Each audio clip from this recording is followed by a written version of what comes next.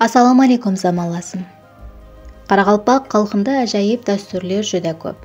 Күнделікті тұрмысымызда онша елестіре бермейтұғын, бірақ терең мазмұнына үңіліп қараса, халқымыздың тарихы, әдебі, мәдениеті һәм тәрбиясын сәулелендіретұғын дәстүрлеріміз көп екенлігін көруімізге болады.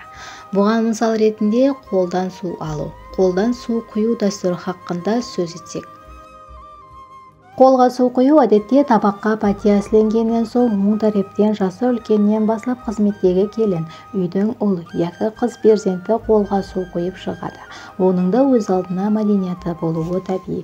Аналарымыздың бар қонақлардың қолдарына су алып шық деп кішкенелерімізді жұмсап батырғанын һәммемізде көрген шығармыз. Және де оны қалай болса солай жұмсап қоймайды.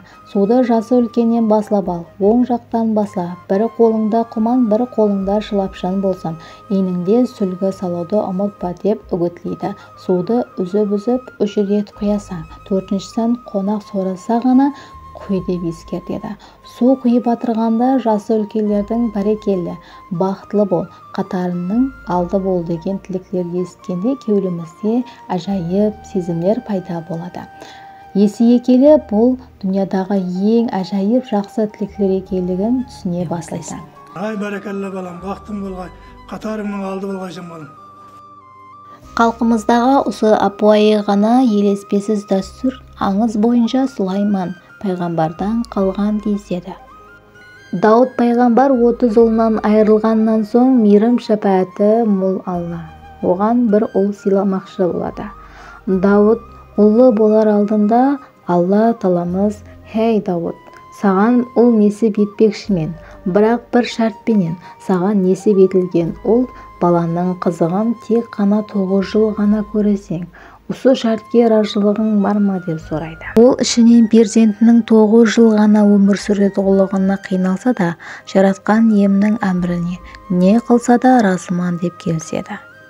Көп ұзамай ұлы болып, оған Сулайман деп ат қояды. Патшаның сарайына һәр күні жүздеген адам қонаққа келеді екен. Сол уақытларында 7 жасқа шыққан ұлы Сулайманды бір қолына құман, бір қолына сүлгі ұстатып сарайдың алдына қызметке қояды. Бала күні бойы келген қонақларға кіріп шыққан адамлардың қолына су құйып, олардың алғысын алады.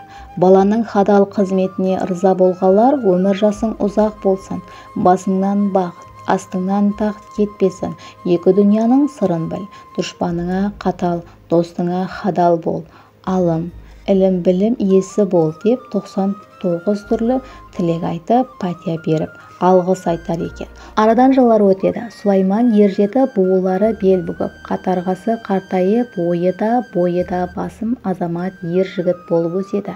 Bir күні Дауд ұлы Алла таламызға: «Маған ұлыңның қызығын 9 жыл ғана көресең деп едің.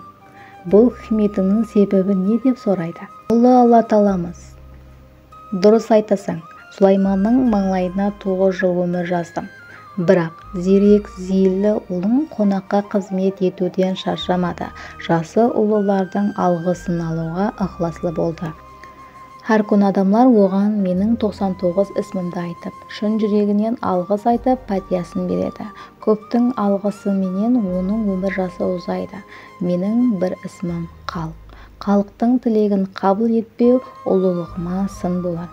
Бүгіннен баслап Сулайманға барлық тау, тас, аң, қос 18.000 әлемге патша қыламан» дейді. Сонан баслап Сулайманға дәрімаған карамат қалмапты дейседі.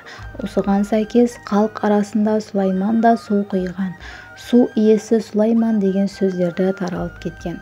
Пәтия менен жер көгерер, жауым менен жер көгерер деген даналық сөздерде осынан келіп шыққан екен. Қолға су алудың осындай тәрбиялық тәрбиелерін ойлай отырып соны айтқымыз келеді. Қазіргі заман бағытына қарасақ, үйде тек ер адамлар спиртлі ішімлік ішеді, олары да қонақ болып, жиі болып тұратұғын уақытларда болып тұрады. Мәселен тойларда, туылған күндерде һәм басқа жиыларда. Сондай-ақ үйде ер жетіп кетірген қыз баланы, жас келінді еркек қонақтардың үстіне кіргізіп, қоларынан су алдырмаған дұрыс.